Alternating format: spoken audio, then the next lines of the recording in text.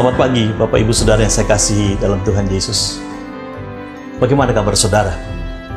Saya sangat mengharapkan saudara semua dalam keadaan baik, sehat, jasmani maupun rohani, dan tidak kekurangan suatu apapun juga. Begitu cepatnya waktu berlalu, 1 minggu. Dari kemarin, minggu yang lalu, saudara mendengar khotbah saya, dan hari ini kita masuk lagi dalam satu khotbah yang baru. Bapak Ibu sekalian, waktu sedang bergerak begitu cepatnya. Tanpa kita sadari, kita sudah berada di hari yang ke-10 dari tahun yang baru, tahun 2021 ini. Saya sungguh sangat percaya bahwa pada tahun 2021 ini, Tuhan akan membangkitkan suatu generasi yang baru. Tahun 2020 merupakan satu tahun di mana Allah sedang bekerja dengan luar biasa. Kita ingat bahwa Allah berfirman bahwa Dia bekerja dalam segala hal demi untuk kebaikan kita. Saya percaya tahun 2020 adalah tahun di mana Allah melakukan riset bagi kita semuanya. Riset bagi pikiran kita, manusia di riset semuanya, pekerjaan kita di riset. Bahkan saudara, gereja pun di riset pada hari-hari ini. Di mana biasanya kita beribadah di dalam gereja, tapi hari-hari ini kita justru beribadah online. Dan itu merupakan sesuatu yang sangat-sangat jarang kita temukan setelah berapa tahun ini. Tapi saudaraku, maksud daripada Tuhan ini jelas bahwa dengan riset Tuhan akan dunia ini, maka Tuhan akan membangkitkan satu generasi baru. Satu generasi yang dibangkitkan Tuhan bukan untuk memuaskan keinginan dagingnya atau keinginan matanya, kesombongan hidup, tetapi untuk mengalahkannya dan membuat perubahan besar bagi umat manusia. Saya akan membawa Bapak Ibu Saudara pagi hari ini dalam satu pengertian untuk melihat saat Allah membuat perjanjian dengan Israel atau bangsanya melalui Abraham yang merupakan suatu perjanjian kekal.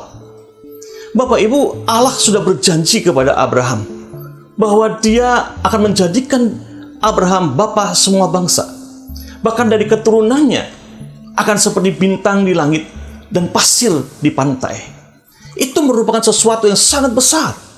Dan saya percaya Bapak Ibu bahwa apa yang dijanjikan Allah kepada bangsa Israel berlaku juga bagi kita semua, orang percaya pada zaman ini.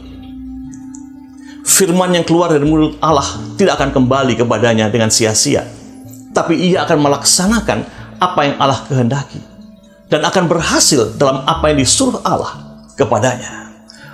Untuk itu, Bapak Ibu, saya ingin bersama dengan saudara membaca nats Alkitab yang kita ambil dari Kejadian pasal 15 ayat 12 sampai 16, bahasa Indonesia masa kini.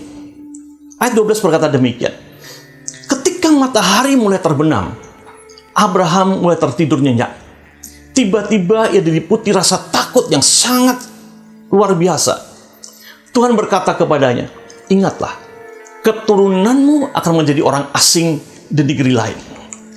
Tetapi bangsa yang memperbudak keturunanmu itu akan kuhukum, dan pada waktu keturunanmu meninggalkan negeri itu, mereka akan membawa banyak harta benda. Saya sangat percaya apa yang terjadi hari ini, ayat yang ke-14 itu berbicara juga. Saya percaya bahwa keadaan kita hari-hari ini yang sedang mengalami masa-masa pandemi akan begitu selesai dalam waktu yang singkat. Tetapi janji Allah berkata, mereka akan membawa banyak harta benda. Inilah yang menjadi janji Allah bagi kita semuanya.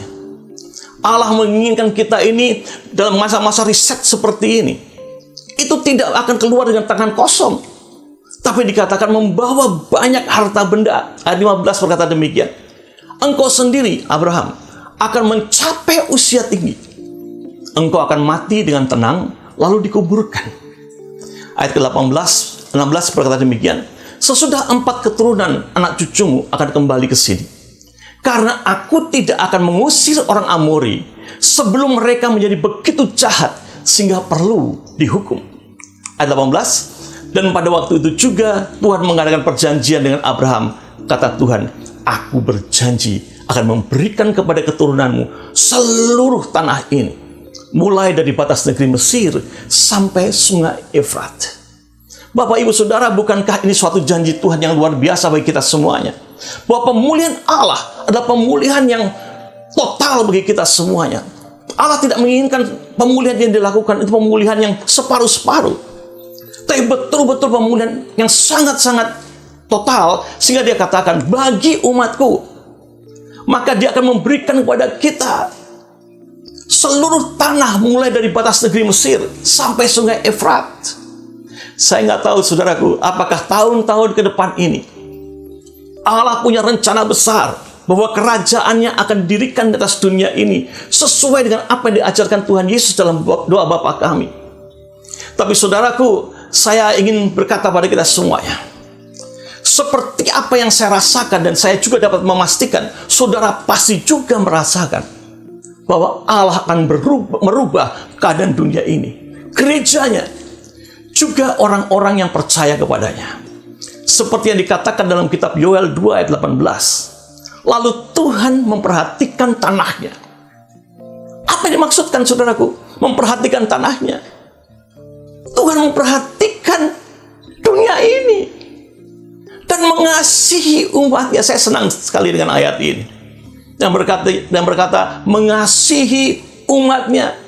Berarti saudara dan saya yang merupakan umat Allah tidak pernah akan kekurangan kasih Tuhan. Allah sedang merancang sesuatu yang baru bagi umatnya. Sesuatu yang belum pernah kita lihat, belum pernah kita dengar, belum pernah ada dalam hati kita. Itulah sebenarnya yang Allah ingin berikan pada kita semuanya. Dan ketika Allah berbicara kepada Abraham tentang dua janji yang dijanjikan kepadanya. Yang pertama, saudaraku, Allah berjanji kepada Abraham bahwa Allah akan memberikan masa depan yang luar biasa. Kita lihat bahwa keturunannya akan menjadi seperti bintang di langit, pasir di lautan. Walaupun saat itu Abraham belum punya anak, tetapi Allah memberikan janjinya itu, dan Abraham menjawabnya dengan rasa percaya yang luar biasa. Dan Alkitab berkata, ketika Abraham menjawab kepercayaannya pada dia, Allah mengatakan itu diperhitungkan sebagai kebenaran bagi Abraham. Tapi yang kedua, saudaraku, Allah berjanji bagaimana Abraham akan mati. Saudaraku, Allah berkata, dengar Abraham, suatu saat nanti engkau akan mati. Aku tidak ingin engkau khawatir setelah kematianmu. Engkau sendiri akan mencapai usia yang tinggi. Engkau akan mati dengan tenang. Kalau saya ingin mengutip bahasa Inggrisnya, saudara, dikatakan demikian. Thou shalt be buried in a good old age. Artinya, engkau akan dikuburkan pada masa tua yang terbaik. Wow. Saya melihat hal ini menjadi satu keinginan bagi kita-kita semuanya yang sudah lansia hari-hari ini. Bahwa hidup kita yang masih tersisa ini justru harus menjadi masa tua yang terbaik. Apa sih sebenarnya yang masukkan Tuhan dengan masa tua yang terbaik, saudaraku? Kekuatan kita masih tetap sama. Semangat kita masih tetap berapi-api. Seperti saudara lihat pagi hari ini, betapa saya masih berapi-api menyampaikan firman Tuhan. Dan nama kita ini akan menjadi warisan bagi anak cucu kita, bahkan bagi banyak orang. Maka saudaraku, saya ingin berkata pada kita semuanya, hai kita semuanya sudah berumur lansia, bahwa sebenarnya kita perlu untuk membuat sesuatu yang berharga semasa kita masih bisa hidup, untuk menjadi warisan yang bisa kita tunjukkan bagi dunia ini, bagi anak cucu kita, bagi gereja kita, bagi orang-orang percaya. Dan saudaraku, saya tahu semua kita suatu saat juga akan mati. Tapi kalau saya yang harus mati, saya ingin seperti Abraham, masih dalam kekuatan dan semangat yang sama seperti hari ini, dan akan dikenang selamanya oleh anak cucu saya. Mazmur 91 ayat 16 berkata demikian. Dengan panjang umur akan kukenyangkan dia, dan akan kuperlihatkan kepadanya keselamatan daripada aku. Semua orang ingin panjang umur, saudaraku. Tapi seberapa panjang umur yang saudara kendaki? Saya hanya ingin berkata, panjang umur bagi saya adalah ketika saya sudah bisa menyelesaikan semua tugas-tugas yang diberikan Tuhan kepada saya. Itulah panjang umur yang saya kehendaki dalam kehidupan saya. Bapak, Ibu, Saudara, jangan khawatir apa yang akan terjadi hari esok. Karena saudaraku, Yesus berkata bahwa Biarlah kesusahan hari ini menjadi kesusahan hari ini. Dan biarlah kesusahan besok menjadi kesusahan besok. Tapi saudaraku, saya ingin katakan pada kita semuanya, yang baiknya akan datang bagi saudara dan saya. Allah selalu menjanjikan sesuatu yang baik yang akan datang pada kita.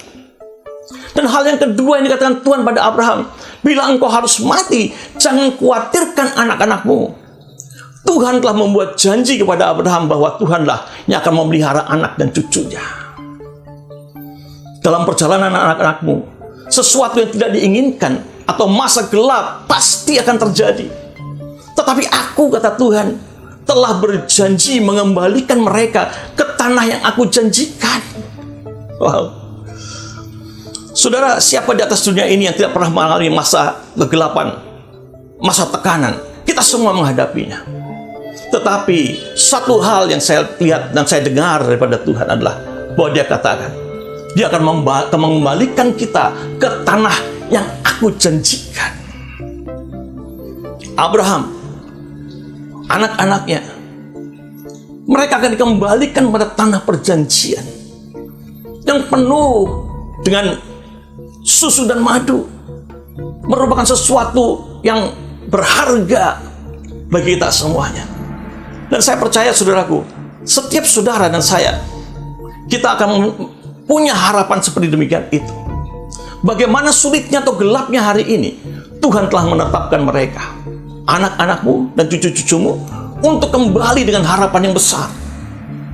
Bukankah itu suatu janji yang luar biasa dari Tuhan bagi kita semuanya? Ia berjanji, atau Ia yang berjanji adalah setia. Bangkitlah sekarang juga dari kejatuhanmu, dari kejatuhan pekerjaanmu atau bisnismu, kejatuhan keuanganmu, kejatuhan rumah tanggamu, kejatuhan kebiasaan burukmu, sakit penyakitmu. Dengar ini baik-baik. Ia yang setia pada janjinya akan mengangkat engkau. Saya sangat percaya hal ini, saudaraku. Allah adalah Allah yang setia pada janjinya. Dan Dia katakan, aku akan mengangkat engkau. Engkau akan dikembalikannya seperti sedia kala. Bukan saatnya lagi untuk menyerah, mengadu, mengomel. Allah sendiri yang mengatakan Dia akan mengembalikan engkau dengan membawa harta yang banyak. Semuanya itu dilakukan Allah untuk kemuliaannya. Dan bila saudara pagi hari ini mengimani itu, saudara bisa memberikan pujian dan kehormatan bagi Dia. Saudara bisa mengangkat tanganmu dan bersorak bagi Dia. Katakan haleluya. Dan saya percaya Allah mendengar dari surga. Dan Allah juga bertepuk tangan melihat saudara bersorak-sorai di hadapan Dia. Saudaraku, saya juga suka sepak bola. Suatu ketika Lionel Messi harus kembali memperkuat tim sepak bola Argentina. Karena tim sepak bola Argentina mengalami masa suram dalam pertandingan final World Cup melawan Ekuador. Pada waktu pertandingan itu, mereka tertinggal dengan skor 2-1. Tapi saudaraku, Messi membuat hat-trick dengan mempersembahkan 2 gol yang membuat Argentina menjadi juara World Cup dengan skor 3-2.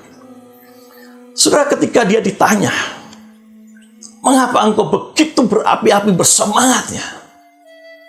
Padahal engkau sudah ketinggalan, Argentina sudah ketinggalan 2-1. Apa jawab Messi, saudara? Messi berkata, tidak ada kata terlambat untuk menang walau sudah tertinggal. Wow. Kata ini memberikan inspirasi yang luar biasa. Mungkin kita terpuruk. Mungkin kita menjadi orang-orang yang jatuh.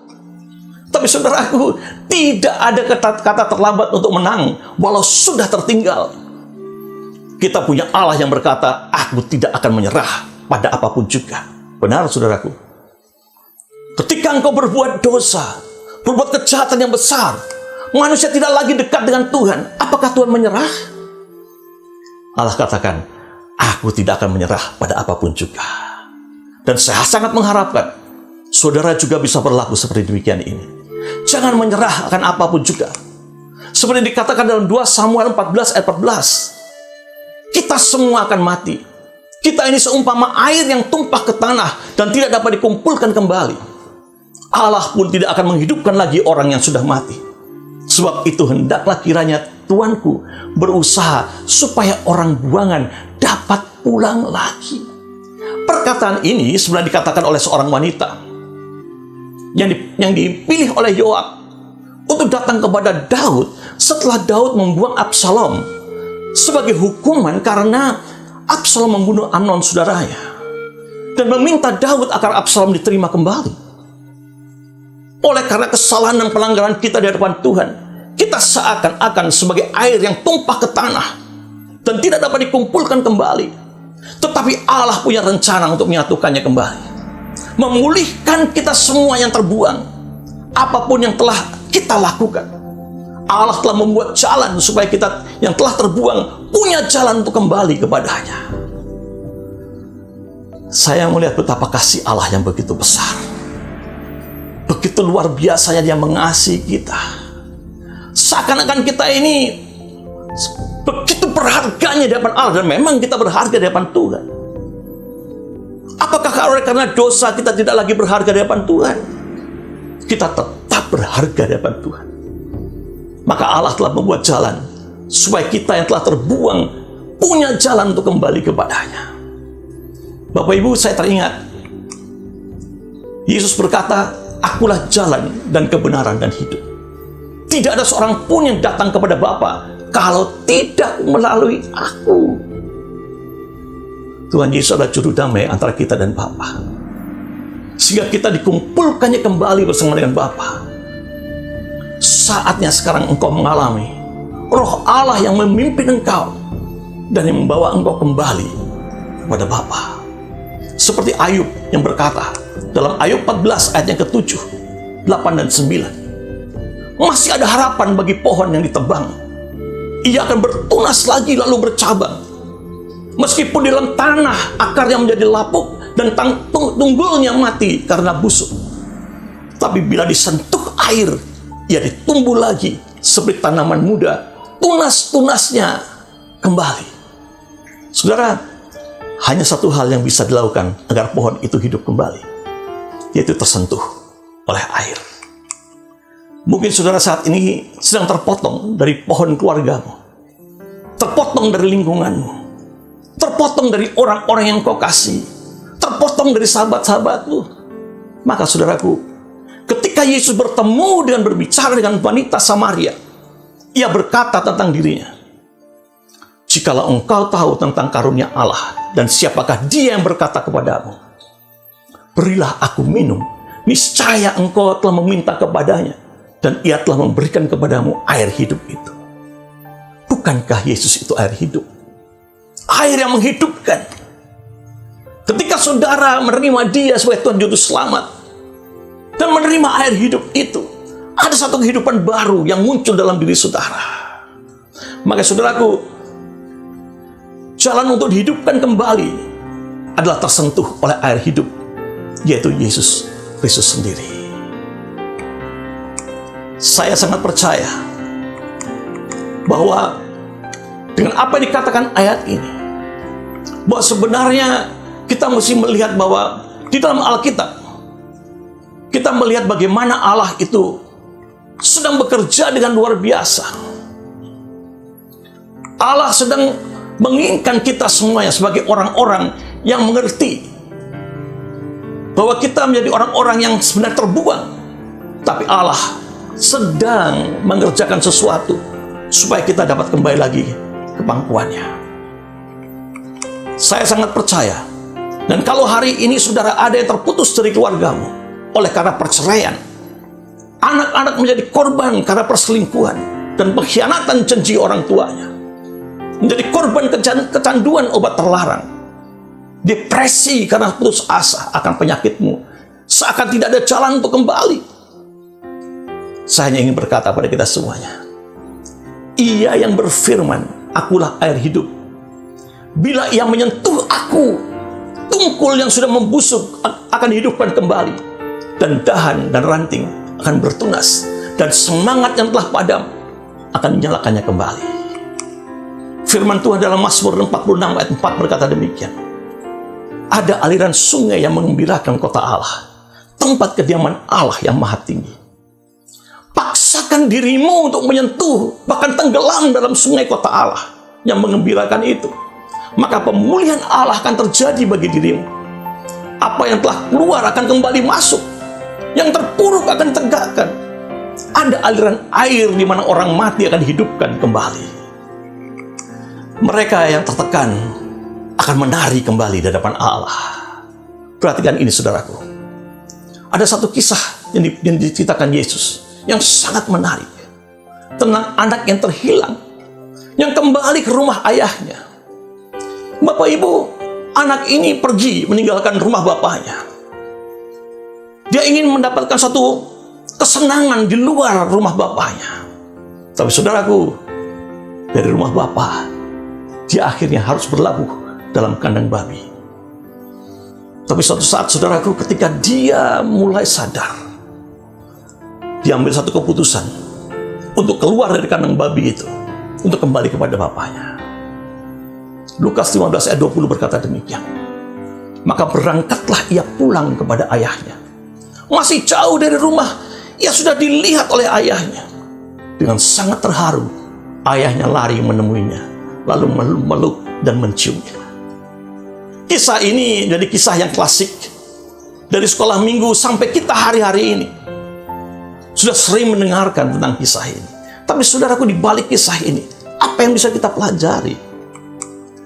Bila pagi hari saudara seperti anak yang terhilang itu dan mengambil keputusan untuk kembali ke rumah bapamu, saya percaya ini akan memakan perjalanan yang panjang. Tapi ketika langkahmu telah engkau ayunkan ke rumah bapamu, saat ini juga ketika engkau mendengarkan firman ini, dimanapun engkau berada, ketika engkau memutuskan untuk kembali, Alkitab berkata, engkau sudah dilihat oleh ayahmu, dan dengan terharu ia berlari menemuimu, lalu memeluk dan menciummu. Saya sangat suka dengan apa yang dikatakan ayat ini. Bapa itu memeluk dan menciumnya. Ketika engkau berbalik kepada bapamu, berbalik dari semua dosamu, berbalik dari semua kebiasaan burukmu, berbalik dari semua ketakutan dan kekhawatiranmu, Bapa akan berlari memeluk dan menciummu dan berkata, selamat datang anakku, welcome home. Maka bapamu akan mendandani engkau dengan pakaian yang paling bagus, mengenakan cincin pada jarimu dan sepatu pada kakimu, sebagai tanda dosamu telah diampuni. Meterai kerajaan Allah akan tersemat di jarimu, kehormatanmu dipulihkan. Dari kisah anak yang hilang ini, muncul satu pertanyaan dalam benak saya. Mengapa ayah itu harus berlari menemui anaknya? Bapak Ibu, saya menemukan bahwa anak itu tidak pernah dapat pulang ke rumah ayahnya kalau ayahnya tidak menjemput dia. Anak ini tidak dapat menutupi kekotoran dan bau badannya, tidak juga ketelanjangan dan kekotoran kakinya. Tapi ketika ayahnya bertemu dengan dia, semuanya berubah. Saya ingin katakan kepada kita semuanya, ketika Bapa bertemu dengan engkau, ketika Tuhan Yesus bertemu dengan engkau, maka semuanya akan berubah. Pada anak yang hilang ini, pada yang dikenakan pakaian, sepatu bagi kakinya yang telanjang, dan cincin pada jarinya. Cincin yang berarti tanda bahwa ia telah diterima kembali sebagai bagian dari kerajaan ayahnya. Bukankah itu menjadi pengharapan kita semuanya? Bapak Ibu, saya tahu pasti setiap saudara yang mendengarkan firman Tuhan ini sudah berkata, aku ingin kembali dekat dengan Bapakku di surga, kembali dekat dengan Yesus. Mungkin aku sudah mengenal dia, tapi hari-hari ini aku menjauh daripada dia karena tekanan-tekanan yang terjadi di masa-masa hari-hari ini. Tapi saya ingin katakan pada saudara, kembali pulang ke rumah Bapamu, dan dia akan menjemput engkau, mendandani engkau dengan baik, memberikan sepatu bagi engkau, dan cincin sebagai tanda meterai dalam kerajaannya, dan berkata, selamat datang anakku, welcome home my son. Dan surga akan bertepuk tangan, berlaksa-laksa malaikat akan bertepuk tangan menyambut engkau kembali di dalam rumah Bapamu. Mari kita berdoa. Kami mengucap syukur ya Tuhan, terima kasih. Tuhan begitu baik bagi kami semuanya. Tuhan telah memberikan kepada kami kelegaan hari ini ya Tuhan. Mungkin kami merasa sudah terputus. Mungkin kami terputus dari keluarga kami. Terputus dari saudara-saudara kami. Terputus dari teman-teman kami, sahabat-sahabat kami. Atau mungkin saudara saat ini kami merasakan Tuhan bahwa kami dalam tekanan besar oleh penyakit kami. Tapi kami tahu satu hal Bapak, bahwa Engkau mendengarkan setiap keluh kesah anak-anak-Mu. Dan pagi hari ini perubahan sudah terjadi. Kiranya Tuhan Engkau menumpangkan tangan-Mu atas mereka semuanya. Dan biarlah jadi ya Tuhan, bahwa firman-Mu yang didengar pagi hari ini memberikan kelepasan bagi kami, mereka semuanya. Dan berkat Tuhan tercurah atas mereka ya Bapa. Dan kiranya berkat daripada Allah Bapa, Allah Anak, dan Allah Roh Kudus itu menyertai saudara hari ini dan sampai selama-lamanya. Dan berkat Tuhan yang melimpah itu menjadi bagian dalam hidupmu. Di dalam nama Tuhan Yesus Kristus. Amin.